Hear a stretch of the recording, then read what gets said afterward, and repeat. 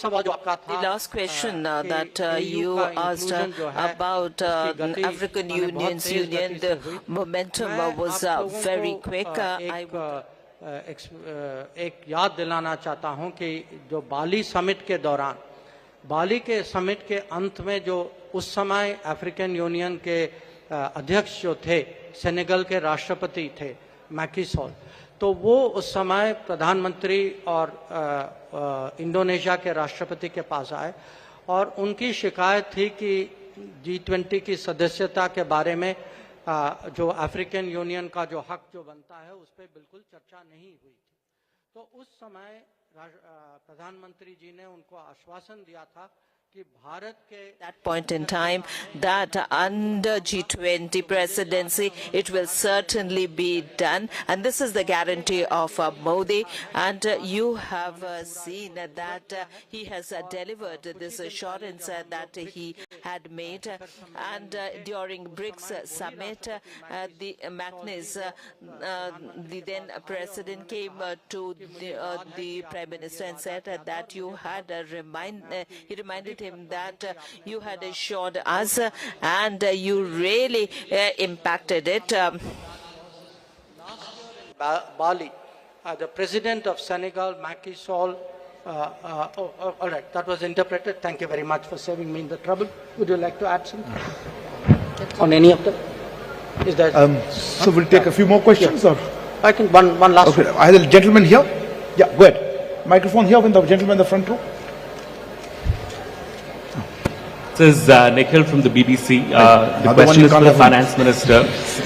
You said that the G20 now has its own mechanism on climate finance. So does that mean that the $100 billion promise from the West or the developed countries is pretty much dead now?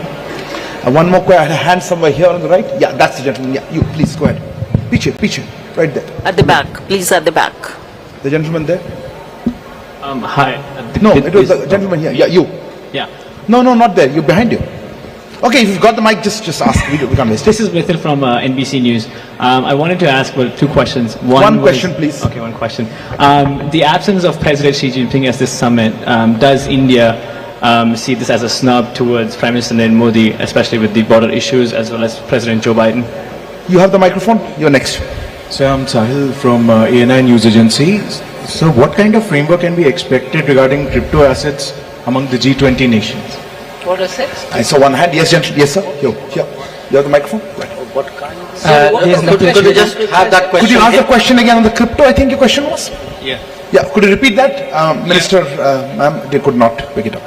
What kind of framework can be expected regarding the crypto assets among the G20 nations? Crypto assets framework. And in addition to that, ma'am, supplementary question that since we have a consensus on making common framework on crypto assets, and G20 presidency will work with FSBC and what is IMF your question, please? But the joint report of FSBC and IMF says that banning a blanket ban on crypto assets is not a solution. So my question is that is there a consensus on just to regulate it or ban it completely? Okay. You, last question. This is Matthew Shooting from Climate Home News. You said this is the most ambitious document ever on climate, but India was pursuing an expanded language on phasing down fossil fuels, while the final declaration basically goes back to just phasing down coal. Are you disappointed with this outcome? So I think we're running out of time, and I'll close here with that. I do think we're out of time. So I think we're running out of time, and I will hand over the floor to ma'am. I'll start with the crypto. Well, it's really heartening that you've gone through the report. But the point is, the FSB's report and the IMF's report, FSB's concentrated more on the regulation, and IMF's looked at the macroeconomic implications. So the synthesis paper is something which the G20 membership will go through in detail. There is one more meeting under our presidency for the finance track in Marrakesh. I remember with great sense of responsibility and sorrow the earthquake which has happened very close to Marrakesh. I hope the people of Morocco are in a position to take on, and I was glad to hear the Prime Minister during this session in the morning that India stands with Morocco and we will be ready to do any assistance that the government of Morocco would desire us to do.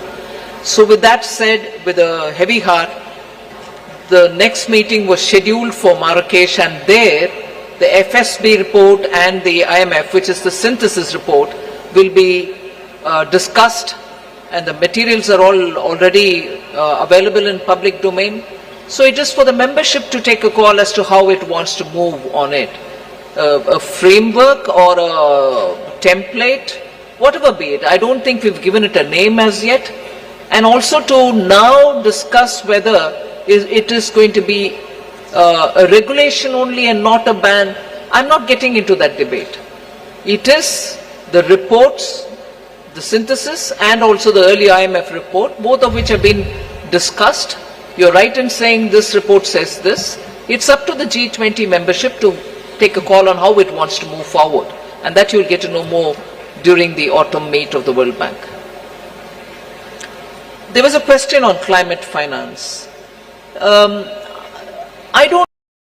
कहानी घर घर की mornings की कहानी मोर वाले घर की mornings की शुभ प्रभात शुभोदया गुड मॉर्निंग शुभोदयम दिन में कभी भी मोर में आइए और सुबह की जरूरी आइटम्स पे सेविंग से अपनी मॉर्निंग्स को गुड मॉर्निंग बनाइए।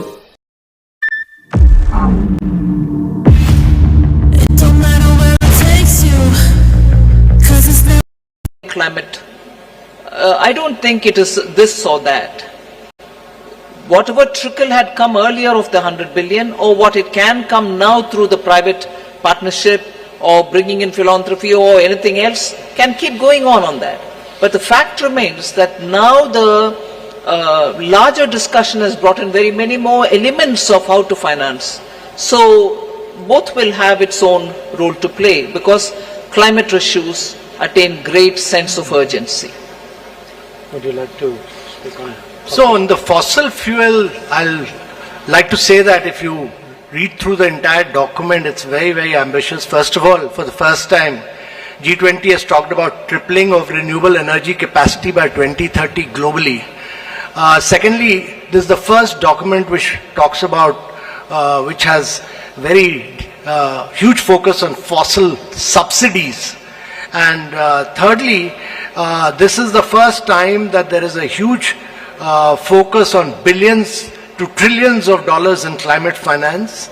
There is a huge focus on Global Biofuel Alliance, which will be launched today. There's a huge focus on green hydrogen, and also there's a massive focus on energy resource efficiency and circular economy industry coalition, and there's a focus on, to my mind, very huge focus on, the document is actually a very, very strong focus on lifestyle for environment, which is life, which the Prime Minister has initiated, and several studies have said that it can lead to 20%, and IEA study has said that it can lead to 20% reduction in greenhouse emissions. So huge focus on climate action.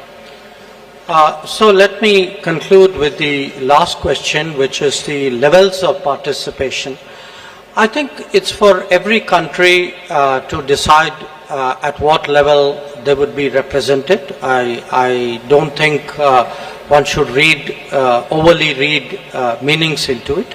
What I think is important is what is the position which that country has taken, how much that country has contributed to the deliberations and the outcomes. And I would say here that all the G20 members, and since the question was asked specifically about China, I would say China as well, that China was very supportive of the various outcomes, and it is only because the members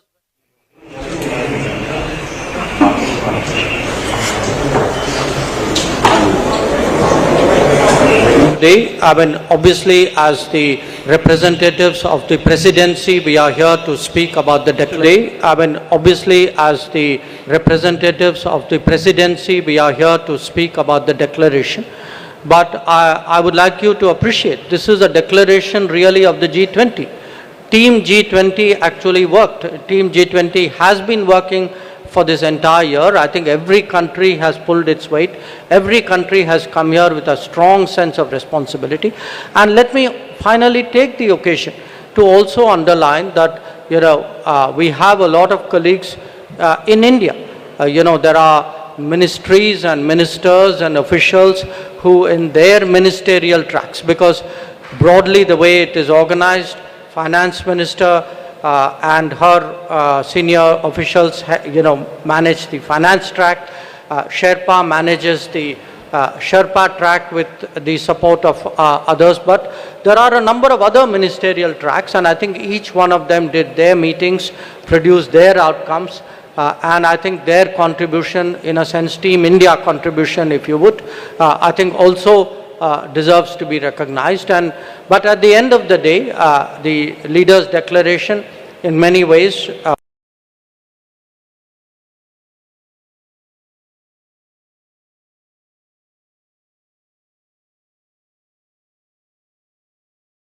there are a lot of ideas which came from him personally. Sherpa mentioned life as an example, and I would say, and biofuel alliance is another one, and yes, the green hydrogen as well. So the point is, this has been led by the Prime Minister, but it has been a collective effort by all of us within the Indian government and the Indian system, but also all our colleagues in the G20, and I would like to take this occasion to really recognize that and appreciate. Short notice. Thank you and good.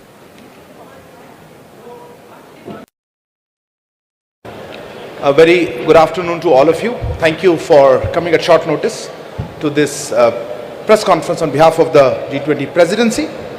To give us a sense of the recent developments that have taken place, we have the pleasure of having with us Honorable External Affairs Minister Dr. S. Jaishankar, Honorable Finance Minister Madam Nirmala Sitharaman, Sherpa, also Foreign Secretary Sir, as well as Shishingla, Chief Coordinator of the G20. They will make brief opening statements, after which we'll open the floor for questions. Please note that we may not be able to accommodate all your questions given the time limit, but I would request now, sir, if you would like to take the floor first. Thank you. Speak to you even as the G20 summit deliberations continue.